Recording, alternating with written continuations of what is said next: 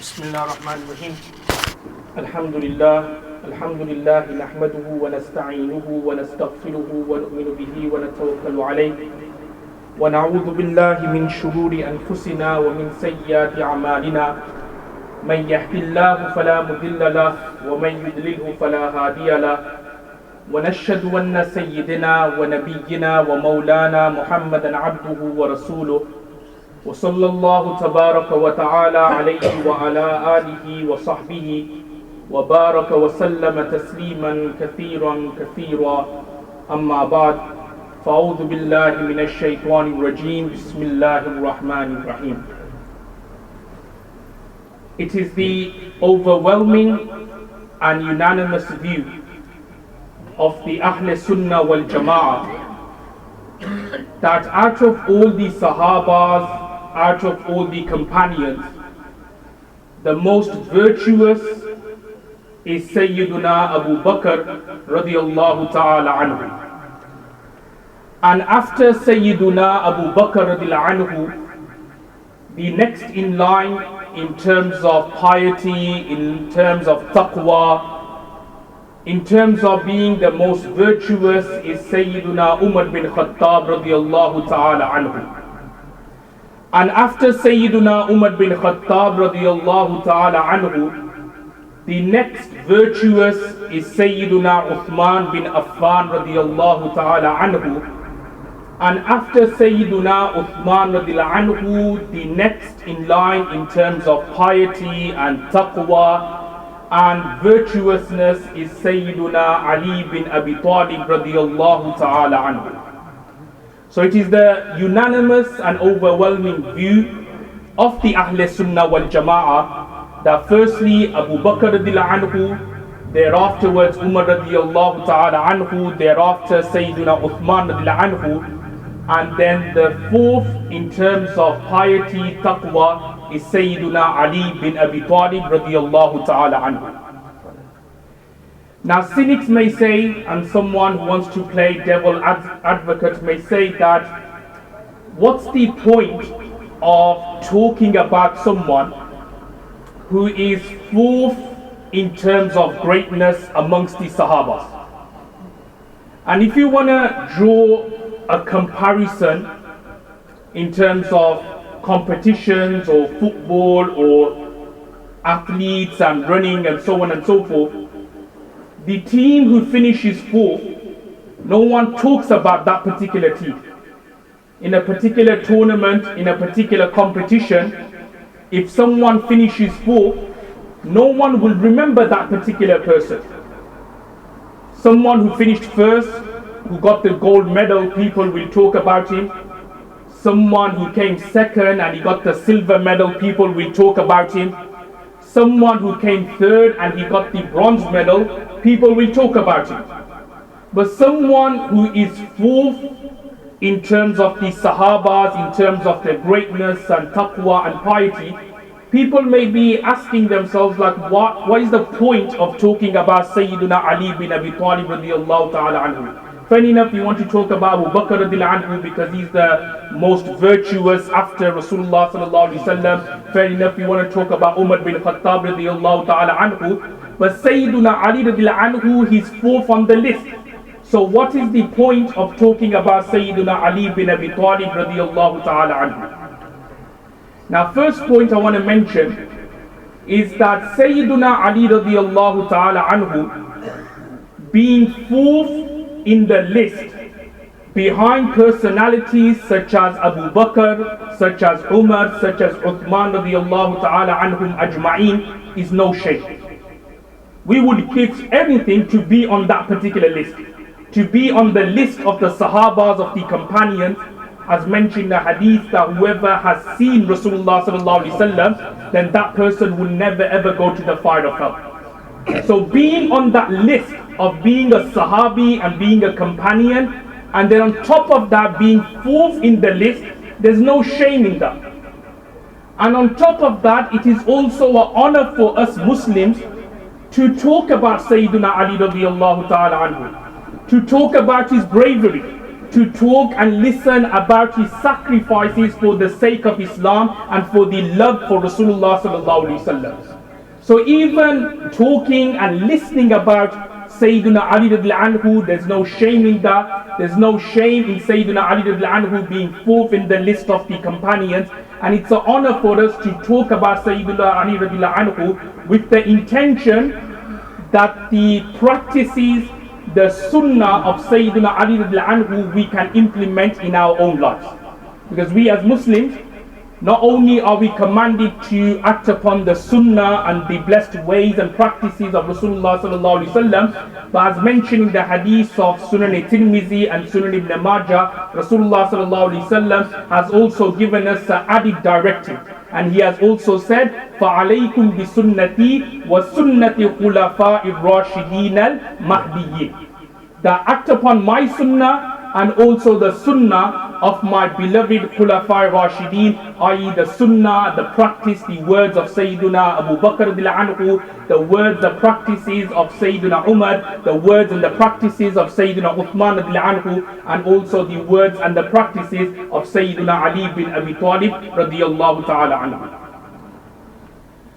Now Saaiduna Ali radiallahu anhu was born approximately 30 years after the birth of Rasulullah sallallahu alaihi wasallam, and there isn't an Islamic date or tariq for the birth of Saaiduna Ali radiallahu anhu. And the simple reason behind that why isn't there a date, is because at that time when Saaiduna Ali radiallahu ta'ala anhu was born, there wasn't an Islamic calendar. There wasn't an inception of an Islamic calendar. And according to the most preferred opinion, the Islamic calendar, it started during the Khilafat and during the time of Sayyidina Umar radiallahu ta'ala anhu. It's mentioned that Sayyidina Umar radiallahu anhu, he had various governors all over the Islamic state. And one of his governors was Abu Musa al-Ashri radiallahu ta'ala anhu. And he once wrote a letter to Umar radiallahu anhu, and he mentioned or informed Umar radiallahu anhu in this letter that you send me various letters every now and then, but the letters you send me, they are all undated, and I don't know when you have sent this particular letter. Did you send it last week? Did you send it 2 weeks ago? Did you send it 2 months ago? Did you send it 6 months ago? So Umar radiallahu anhu, he then got all the Sahabas together for mashwara, for consultation, and 3 dates were forwarded by the Sahabas. From that time we should start the Islamic calendar. So one date which was forwarded by the Sahabas was that we should start the Islamic calendar from the birth of Rasulullah sallallahu alaihi wasallam. So when Rasulullah sallallahu alaihi wasallam was born, we will consider that to be the first year of the Islamic calendar, the next year, second year, and so on and so forth. The second suggestion which was given is that we should start the Islamic calendar from the death of Rasulullah sallallahu alaihi wasallam. And the third suggestion which was given is that we should start the Islamic calendar from Hijrah and from migration from Mecca to Medina Munawwara. Now Sayyidina Umar radiallahu anhu, he listened to the 3 suggestions, and he said that we are not going to start the Islamic calendar from the birth of Rasulullah sallallahu alaihi wasallam. Why? Because there are imitation and similarities with the Christians. Because the Christian calendar, it starts from the birth of Christ. So therefore Umar radiallahu anhu said that we're not going to start the Islamic calendar from the birth of Rasulullah sallallahu alaihi wasallam. And then he mentioned that we are not also going to start the Islamic calendar from the death of Rasulullah sallallahu alaihi wasallam, because why do we want to start an Islamic calendar after such a painful and sorrow event, i.e. the death of Rasulullah sallallahu alaihi wasallam? So then Umar radiallahu anhu said that instead we will start the Islamic calendar from the Hijrah, from the migration from Mecca to Medina Munawwara, as that particular event, i.e. the Hijrah and the migration, was a distinction, was a differentiation between the haqq and the batil, between the truth and the false, So therefore Sayyidina Umar radiallahu anhu said that from the beginning of Hijrah, that will be the first year of the Islamic calendar. So any events which happened before Hijrah, there isn't an Islamic date for it. So similarly, the birth of Saaiduna Ali radiallahu anhu, it happened before Hijrah, before migration from Makkah to Medina Munawwara. So therefore we can't pinpoint and give a precise date when Saaiduna Ali radiallahu ta'ala anhu was born. But what we can say is that approximately 30 years after the birth of Rasulullah sallallahu alaihi wasallam, Saaiduna Ali radiallahu ta'ala anhu was born. Now Saaiduna Ali radiallahu anhu, he was born in the tribe of the Banu Hashim. And his father was Abu Talib, who was the uncle of Rasulullah sallallahu alaihi wasallam, making Hazrat Ali radiallahu ta'ala anhu the cousin brother of Rasulullah sallallahu alaihi wasallam. And as we're going to look at later, this relationship was further strengthened when Sayyiduna Ali radiallahu ta'ala anhu got married to Rasulullah sallallahu alaihi wasallam's daughter, Hazrat Fatima radiallahu anha. So Hazrat Ali radiallahu anhu, he was from the Banu Hashim. And another distinction about Hazrat Ali radiallahu anhu's birth is that Hazrat Ali radiallahu ta'ala anhu was born in the sanctuary of the Kaaba. So around the hudud or the sanctuary of the Baytullah, that's where Sayyiduna Ali radiallahu ta'ala anhu was born. Now the Shias, they use this as a point to establish that Sayyiduna Ali radiallahu anhu should have been the first Khalifa. Why? Because he was born within the Kaaba, in the Baytullah, within the sanctuary of the Baytullah and the Kaaba. So they use this as a point to establish that, look, Sayyiduna Ali radiallahu anhu is so virtuous, hence he should have been the first Khalifa after the demise and death of Rasulullah sallallahu alaihi wasallam. Now one point to mention here, which is being born in a blessed place, or being born on blessed days, or even being nurtured by blessed people, is not a sign of a person's taqwa or piety. It doesn't necessarily mean that automatically you are virtuous. And there's many examples of that we'll look at later. But the main underlying feature is that when it comes to piety, when it comes to taqwa, Allah subhanahu wa ta'ala looks at your actions and Allah subhanahu wa ta'ala looks at your heart. He doesn't look at who was your father, he doesn't look at who was your mother, he doesn't look at where were you born, whether you were born in a blessed place or whether you were born in an evil place. What eventually Allah subhanahu wa ta'ala will judge you on are your a'mals, are your actions, and also what is in your heart.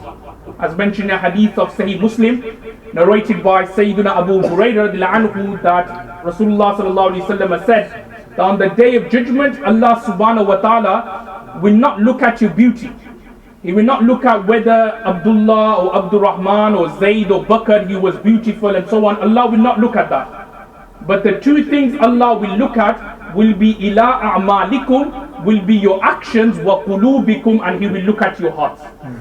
So these are the two things which we use to determine someone's piety and someone's taqwa.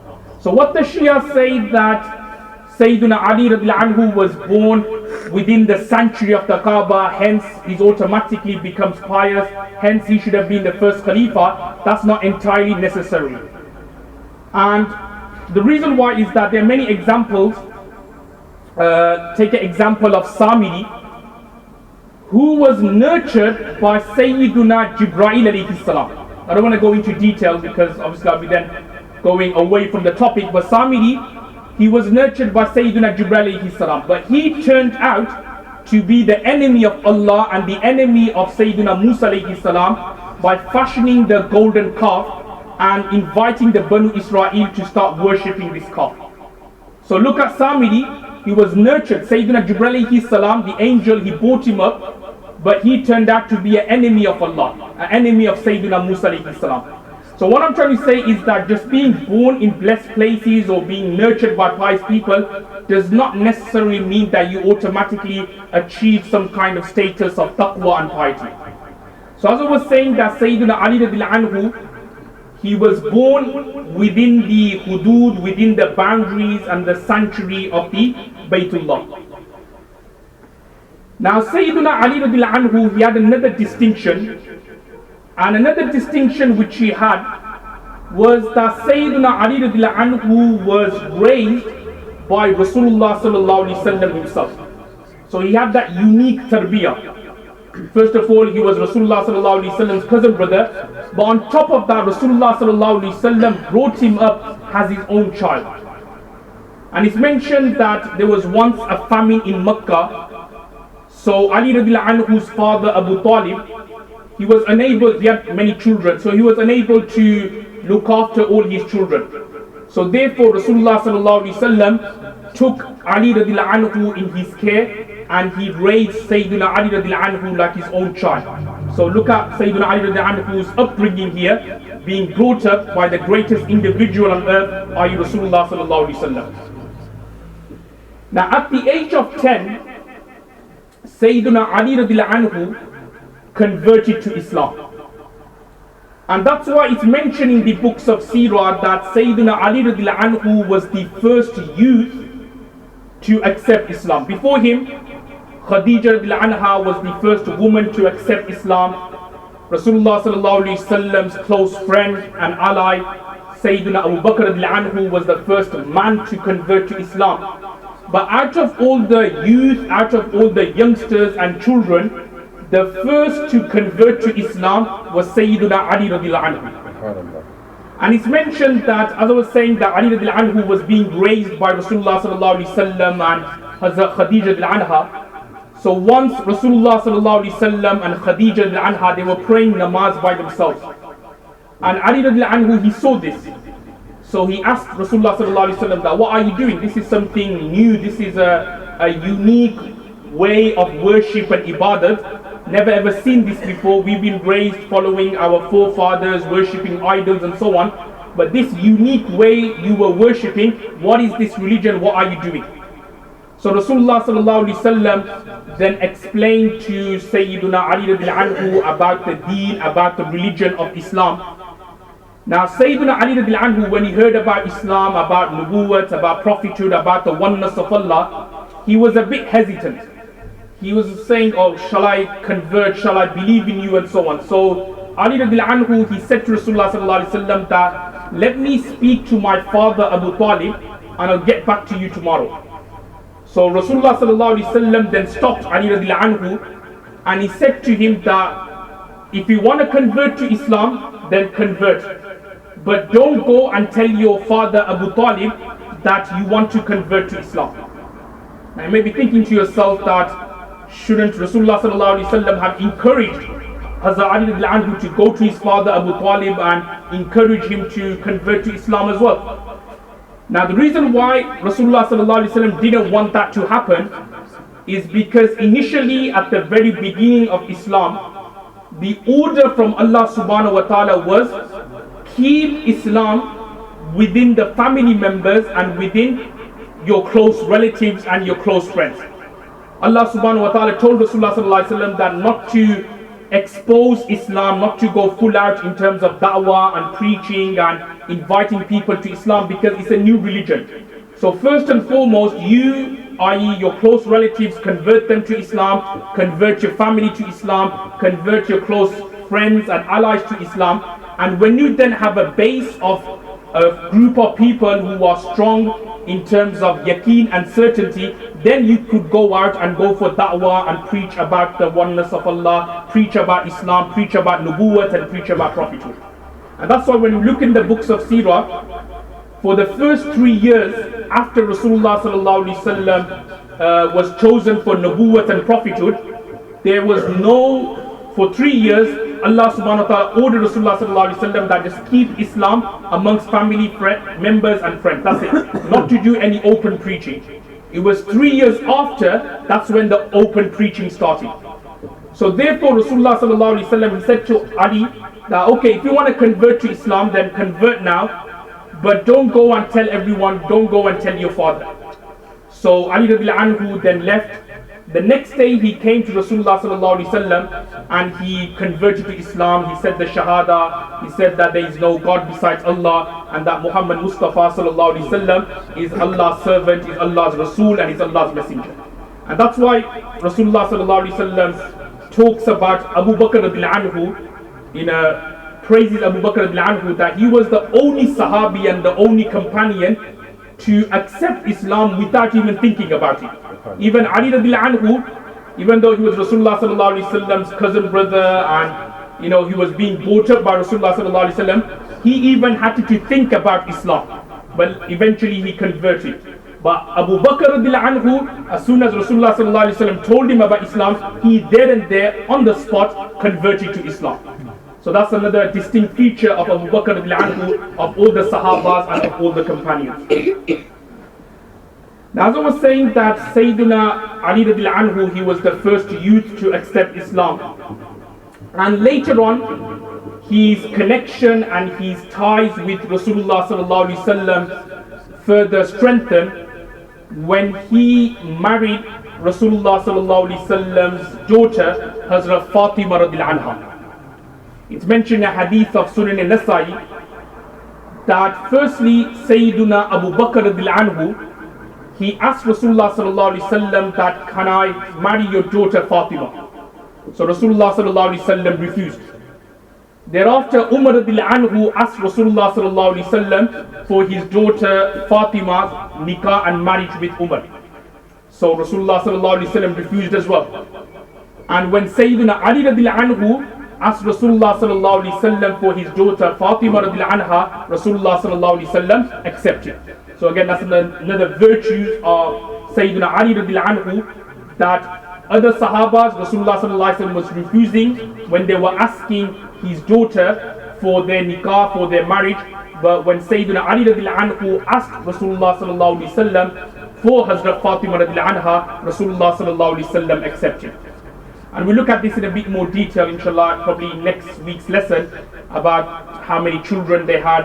And after Hazrat Fatima radiallahu anha passed away, then the various other women Hazrat Ali radiallahu anhu married. But during the marriage and the nikah with Hazrat Fatima radiallahu anha, Saaiduna Ali radiallahu anhu did not marry any other women. Even though in Islam you are allowed to have 4 wives at any one time, but when Ali radiallahu anhu was married to Hazrat Fatima radiallahu anha, he did not marry any other women. He did intend to marry a woman, i.e. the daughter of Abu Jahl, but Rasulullah sallallahu alaihi wasallam and similarly Hazrat Fatima radiallahu anha were a bit displeased. Because of that reason, he didn't go ahead with it. So basically, during their marriage and their nikah, Saaiduna Ali radiallahu anhu did not marry anyone else.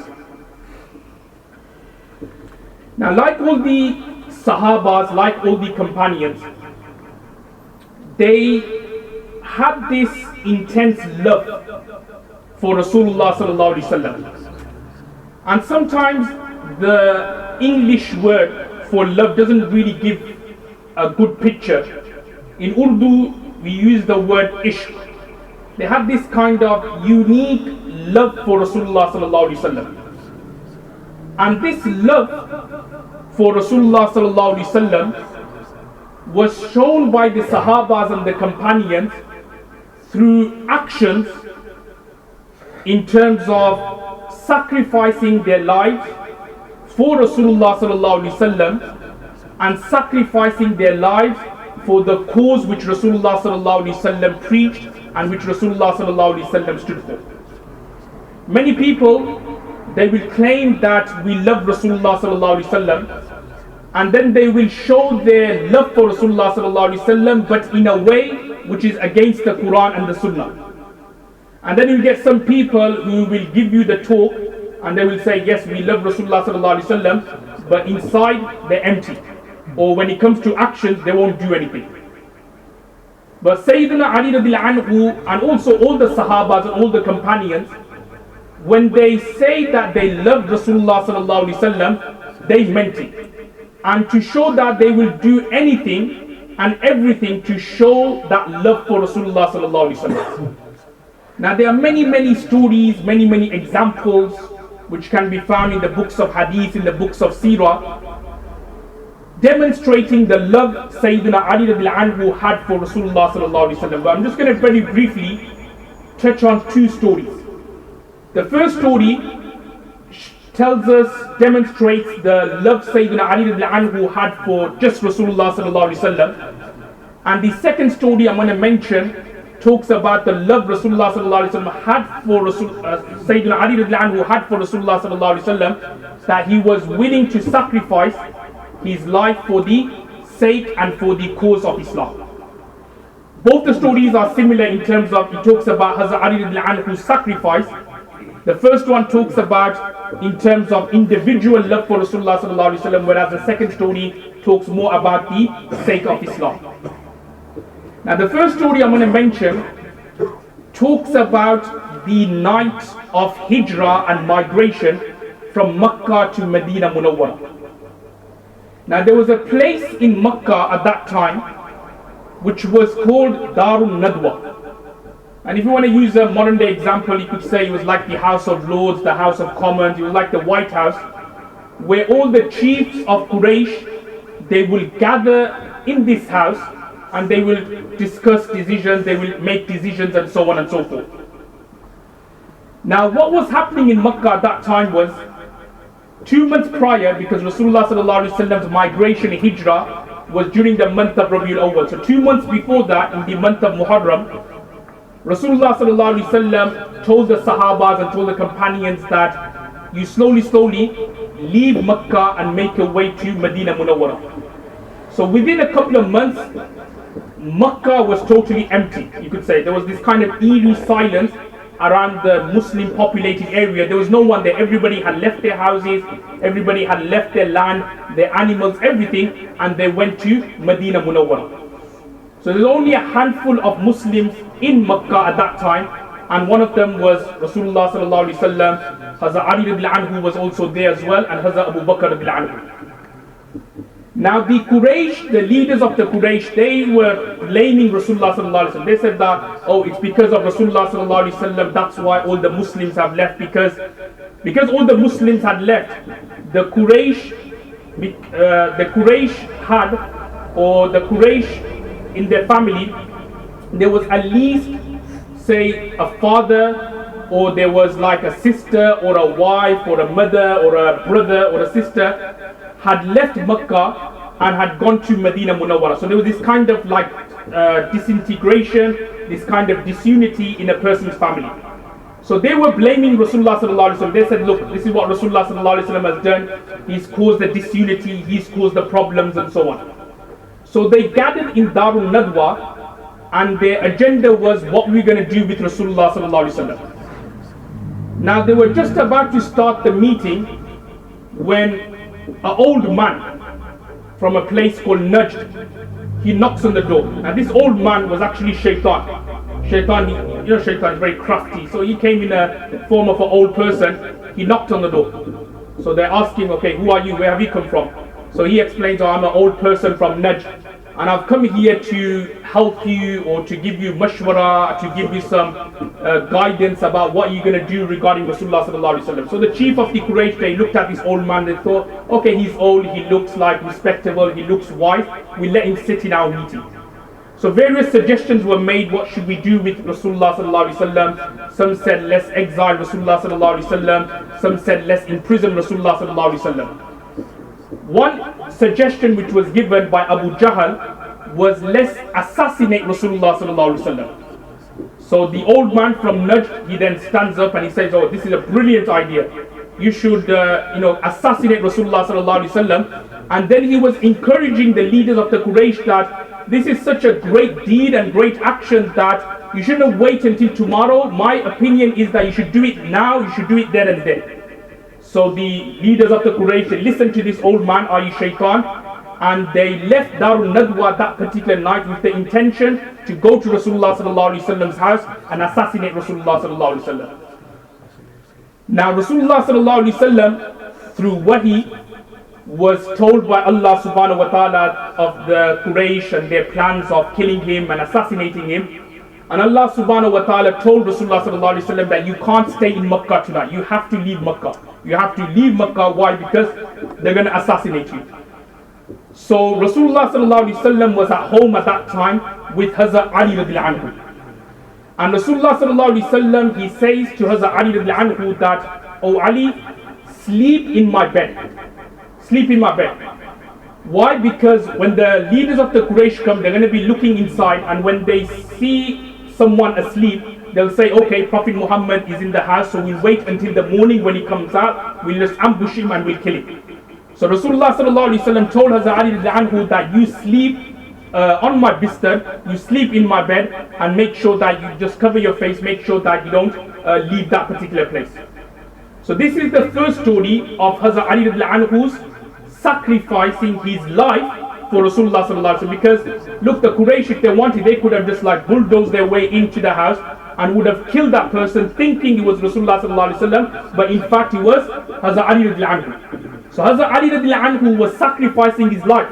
He was sacrificing, he at that time was very young, he was in his mid-20s, he was sacrificing his youth, he was sacrificing the entire life for Rasulullah sallallahu alaihi wasallam. So he said to Rasulullah sallallahu alaihi wasallam that, "Don't worry, I'll sleep in your bed, I'll do whatever you want, as long as you are safe, as long as you leave Makkah unharmed, that is more than enough for me."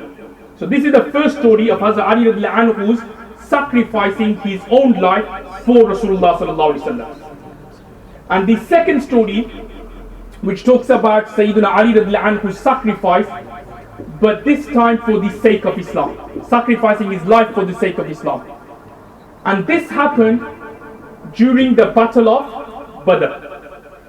Now there are two ways of fighting, there are two ways of waging war against the enemies. The first way is that the two groups, the two armies, they just go to the battlefield, the Maidan-e-Jang, and they just like start fighting each other, throw the spears, throw the arrows and so on. So that's one way of fighting. Then there's another way of fighting. Then there's another way of waging war against the enemies. And that is that firstly you have what we call like a one-to-one fight. And as soon as the one-to-one fighting finishes, then that's the signal for the rest of the army to come to the battlefield and start fighting each other. Now it's mentioned that during the battle of Badr, from the Muslim side, there was Hazrat Ali radiallahu anhu, there was Hazrat Hamza radiallahu anhu, and there was Hazrat Abu Ubaidah bin Jarrah radiallahu ta'ala anhu. So they from the Muslim side went forward, and they were having an individual fight with the mushrikeens and with the pagans of Makkah. And as soon as Hazrat Ali radiallahu anhu defeated his partner, i.e. Walid bin Utbah, then that was the signal for the rest of the armies, the Muslim army and the mushrikeen army, to wage war and fight each other. So this again is another sign of Saaiduna Ali radiallahu anhu's bravery, that he, very young at that time, he went right into the battlefield and he was the first one to wage war or to fight against the enemies. And as soon as he finished off Walid bin Utbah, then that was the signal for the rest of the armies to come together and start fighting each other. So these are two examples of Saaiduna Ali radiallahu anhu, his love, his willingness to sacrifice his life for Rasulullah sallallahu alaihi wasallam and also for the sake of Islam. Now Saaiduna Ali radiallahu anhu, not only was he known for his bravery and for his sacrificing his life for Rasulullah sallallahu alaihi wasallam and for the sake of Islam, he is also known for his knowledge and for his ilm. And it's mentioned in a hadith of Sunan al-Tirmidhi that Rasulullah sallallahu alaihi wasallam has said that I am the fruit of knowledge, and Ali radiallahu ta'ala anhu is the door of knowledge. Meaning that Rasulullah sallallahu alaihi wasallam had so much ilm and knowledge. So the same way a door is a part of the fort or the castle, so Rasulullah sallallahu alaihi wasallam was giving an example that, look, I am the fort, I am the castle of knowledge, but Ali radiallahu anhu has a part of that. And Hazrat Ali radiallahu anhu is known to have insight, or to have he was really good when it came to complicated issues in Islam and the Sharia. And when we look through the Sharia, or when we look through Islamic jurisprudence in particular, there are three topics which are considered to be very difficult. They are: number one, laws regarding inheritance; number two, laws regarding Hajj; and number three, laws regarding talaq and divorce. These three, inheritance, Hajj and talaq and divorce, is something which is very, very tricky. Even like ulamas, muftis and so on, even if you were to ask them some certain rulings about Hajj or some complex issues about talaq and divorce, they'll probably say, you know what, let me look at it and I'll let you know tomorrow, I'll let you know next week and so on. Because some of the topics are quite complex and they're quite delicate. But Saaiduna Ali radiallahu anhu, he was known to be a master of these three topics. You know, he was very well known when it came to inheritance, calculating mirath and distributing the estate of the deceased. Also when it came to talaq issues, divorce issues, he was very, very good at those. And also when it came to Hajj issues, he was also very, very good as well. So Saaiduna Ali radiallahu anhu, also known for his bravery, and another distinct feature is that Saaiduna Ali radiallahu anhu, he was well known for being a great scholar in Islam. Now Saaiduna Ali radiallahu anhu, after marrying Rasulullah sallallahu alaihi wasallam's daughters of Fatima radiallahu anha, and staying in the company of Rasulullah sallallahu alaihi wasallam in Medina Munawwara, being active for the sake and for the cause of Islam, a time came when Rasulullah sallallahu alaihi wasallam left this mortal world. And it is the view of the Ahl Sunnah wal Jama'ah that when Rasulullah sallallahu alaihi wasallam left this world, he did not clearly mention or stipulate who was going to be the first Khalifa after him. There's no clear mention that Rasulullah sallallahu alaihi wasallam clearly said that such and such a person would be the first Khalifa after my death and after my demise. However, there are many incidents or stories or ahadith which shows that Rasulullah sallallahu alaihi wasallam gestured or he indicated that after my death, Saaiduna Abu Bakr radiallahu anhu should be the first Khalifa and he should be the first Khalif after my demise. There's a hadith which can be found in Sahih al-Bukhari, narrated by Jubair bin Mut'im radiallahu anhu, that once a woman, she came to Rasulullah sallallahu alaihi wasallam, and Rasulullah sallallahu alaihi wasallam spoke to her. Rasulullah sallallahu alaihi wasallam dealt with her needs and with what she wanted. And then Rasulullah sallallahu alaihi wasallam said to this woman that, come back another time. So this woman asked Rasulullah sallallahu alaihi wasallam that, if I do come back another time and you're not here, referring that if you have passed away and if you have left this world, who do I go to? So Rasulullah sallallahu alaihi wasallam said that if I'm here, then you come to me, and if I'm not here, then go to Saaiduna Abu Bakr radiallahu anhu. So that's one indication of Saaiduna Abu Bakr radiallahu anhu's khilafat, that he should have been the first Khalifa after Rasulullah sallallahu alaihi wasallam. And another example can be seen from another hadith of Sahih al-Bukhari, that when Rasulullah sallallahu alaihi wasallam was ill, he made Saaiduna Abu Bakr radiallahu anhu the Imam of Masjid al-Nabawi sallallahu alaihi wasallam to lead the prayers in his absence. Because remember, when, in particular, when the fuqaha and the jurists, when they talk about imamat or leadership, they always look at it in two parts. They talk about imamat al-sughra, the small imamat, which is basically leading the prayer and being the imam and a shining example for the community. And then they talk about imamat al-kubra, which is like being the imam of the leader of the believers, being the imam and the leader of the faithful. So when Rasulullah sallallahu alaihi wasallam chose Hazrat Abu Bakr radiallahu anhu to be imamatul sughra, i.e. to be the leader in leading the prayer, the 5 daily prayers, the Jummah and so on and so forth, then it makes sense that Saaiduna Abu Bakr radiallahu anhu was the rightful choice to be the first Khalifa after Rasulullah sallallahu alaihi wasallam. Now the Shias, when it comes to this Khilafat issue, they have 2 points which they use to show to the world, to show to everyone that Saaiduna Ali radiallahu anhu wasn't happy with Abu Bakr radiallahu anhu being the first Khalifa and the first Imam of the Muslims. And the 2 incidents they show is, number 1, that when Saaiduna Abu Bakr radiallahu anhu became the Imam, it's mentioned in the books of Seerah and in the books of history that Saaiduna Ali radiallahu anhu straight away did not do a bay'ah, did not make a pledge of loyalty or a pledge of allegiance with Abu Bakr radiallahu anhu. This is like the Sunnah way, that whoever becomes a Khalifa or an Imam, the people, they have to do bay'ah, they have to do a pledge of loyalty and allegiance with that Imam. So it's mentioned in the books of Seerah and history that when Abu Bakr radiallahu anhu was chosen to be the first Khalifa, Hazrat Ali radiallahu anhu was a bit hesitant. He didn't do the bay'ah and the pledge of allegiance straight away. It was after many months later he did the pledge of allegiance. And the second issue which the Shias raised to show that Saaiduna Ali radiallahu anhu had some, there was some friction between Ali radiallahu anhu and Abu Bakr radiallahu anhu. They didn't get along with each other. The second issue they raised and they put forward is about the inheritance issue.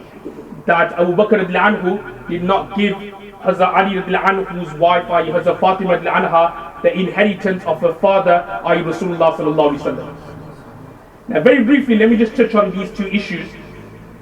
Regarding the first issue of Saaiduna Ali radiallahu anhu not doing the pledge of loyalty or allegiance straight away, there's 2 answers to that. The first answer is that when Rasulullah sallallahu alaihi wasallam passed away, at that time Saaiduna Ali radiallahu anhu's wife, i.e. Hazrat Fatima radiallahu anha, she was ill. So Saaiduna Ali radiallahu anhu was busy nursing her, was busy looking after her, that he was unable to go to Abu Bakr radiallahu anhu and make a pledge of loyalty and allegiance, and that's why it was many months later he did the pledge of allegiance and loyalty. And a second answer which is given, which can be found in a very famous book on Seerah and Tariq known as the Tabaqat of Ibn Sa'd rahimahullah, it's mentioned that when Saaiduna Ali radiallahu anhu, when Rasulullah sallallahu alaihi wasallam passed away, Saaiduna Ali radiallahu anhu, he made a vow, he made a nazar. And the vow and the nazar he made was that I am not going to busy myself in any other acts or in any other actions or activities unless I gather the Holy Quran. Meaning that when Rasulullah sallallahu alaihi wasallam passed away, as all of you know, the Holy Quran wasn't in the book format which we have now. That happened during Sayyidina Uthman radiallahu anhu's time. The Quran was on various pages, on various slabs of stones, on various bamboo sheets. So Sayyidina Ali radiallahu anhu, he made this vow and nazar that when Rasulullah sallallahu alaihi wasallam passes away, I'm not gonna do bay'ah or do a pledge of allegiance or loyalty with any imam or amir unless I do something which is more important and more fundamental than that, and that is gathering the pages of the Holy Quran. So it was after many months when Sayyidina Ali radiallahu anhu did the pledge of allegiance and loyalty with Abu Bakr radiallahu anhu. Not because of what the Shia say, that or he had some friction with Abu Bakr radiallahu anhu, not because of that. The reason was because of the 2 reasons I cited earlier, in terms of his wife Hazrat Fatima radiallahu anha was busy, and also number 2, he was busy in gathering the pages of the Holy Quran. Now the second issue regarding the inheritance. Now again, this is also the opinion of the Ahl Sunnah wal Jama'ah, that when Anbiyas and Prophets and Messengers pass away, there is no inheritance from them. That whatever they left behind, as mentioned in the hadith, La nurat ma tarakana sadaqatun, whatever they left behind, it is all for sadaqah, it is all for charity. And the reason why we don't distribute the inheritance or the wealth or the estate of a prophet or a nabi is because it is our belief that all prophets, not just Rasulullah sallallahu alaihi wasallam, but all prophets are alive in their graves. And their hayat and their life is such that it kind of transfers and reverberates back into this worldly life. That's why the scholars say that when Rasulullah sallallahu alaihi wasallam passed away, his wives, i.e. the Azwaj Mutahharat, the blessed wives, they weren't allowed to marry anyone. Why? Because Rasulullah sallallahu alaihi wasallam is alive in his grave, and his hayat and life transfers into this worldly life. In terms of, just imagine that if a husband is alive, the wife can't marry someone else. So similarly, Rasulullah sallallahu alaihi wasallam, he's alive. The hayat and the life of Rasulullah sallallahu alaihi wasallam, it transfers to this world. Hence, number one, his wives cannot marry anyone, and also number two, there can't be any inheritance and any mirath from the estate or from whatever land Rasulullah sallallahu alaihi wasallam left behind. So this is what we as Ahl Sunnah wal Jama'ah believe in.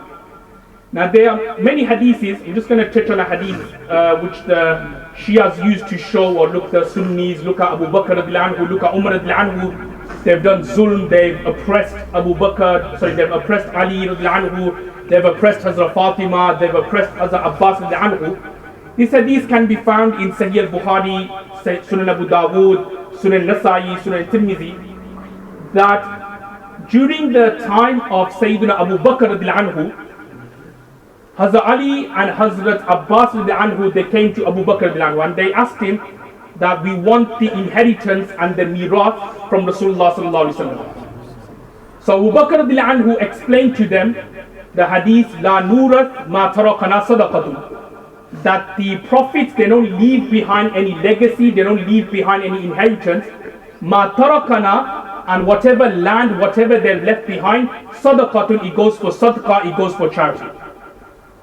Then the hadith goes on to say that when Abu Bakr anhu passed away and Umar anhu became the second Khalifa, Hazrat Ali anhu and Hazrat Abbas anhu, they then approached Umar anhu again, and they were asking Umar anhu that where's the inheritance, where's the mirath for Rasulullah sallallahu alaihi wasallam's estate and property. Now Umar anhu again explained to them the hadith, La nuras ma tarakana sadaqatun, that the prophets, the anbiyas, they don't leave behind anything, and whatever they left behind, then sadaqatun, it goes for sadaqah, it goes for charity. Now question arises here is when Hazrat Abu Bakr anhu explained to Ali anhu and Hazrat Abbas anhu clearly the first time that look, la nurat ma tarakana sadaqatun, a question arises that why did Ali anhu and Abbas anhu then go back to Umar anhu afterwards asking the same thing, asking for inheritance, asking for mirath. Now the reason why is not because, and this is where, as I said, people take the wrong meaning. When Hazrat Ali and Hazrat Abbas anhu went to Umar anhu the second time, they weren't asking for inheritance. They weren't asking for miras. They weren't asking for the property of Rasulullah sallallahu alaihi wasallam or his land to be distributed. But what they were asking for, they were asking for what we call in Arabic tawliya. Tawliya meaning responsibility of Rasulullah sallallahu alaihi wasallam's estate and his land. I.e., they didn't want inheritance from Rasulullah sallallahu alaihi wasallam's land or from his estate. What they wanted Umar anhu to do was to give up the responsibility of the land to them so that they can do what they want with the land in terms of give it for sadaqah and give it to charity. So this is what they wanted. The Shias, they distort the meaning and they say no, they were asking for inheritance and Umar anhu refused. Nauzubillah, then they start cursing Hazrat Umar anhu. It wasn't like that. What they wanted was responsibility. They didn't want inheritance, because if it was inheritance, if that was so much of an issue, then Ali anhu, when he did eventually become a Khalifa, what could he have done? He could have easily distributed the land amongst himself, amongst his sons Hassan Hussein. He could have given it to them, he could have given it to Hazrat Abbas anhu, and so on and so forth. So that wasn't the issue here. What they wanted was responsibility of that particular land. So as I said, these two issues here, firstly about why Ali anhu took time to accept Hazrat Abu Bakr radiallahu anhu's Khilafat, and the second issue of inheritance. This is the two issues which unfortunately the Shias tried to distort and paint this picture that Abu Ali radiallahu anhu did not like Abu Bakr radiallahu anhu at all. That's totally wrong. You know, the Sahabas, they loved each other. There were some differences, we look at later. There were some differences, but the differences was not because of petty issues or not because of hasad and so on. The issues they had was based on an interpretation of Quran and Hadith. That's the main difference.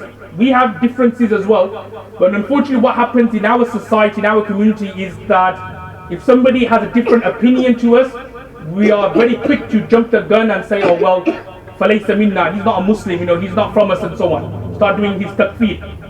The Sahabas, they had many differences, but there was no khilaf from their heart. They didn't bear that grudge afterwards. Oh, he said something different to me. It wasn't like that.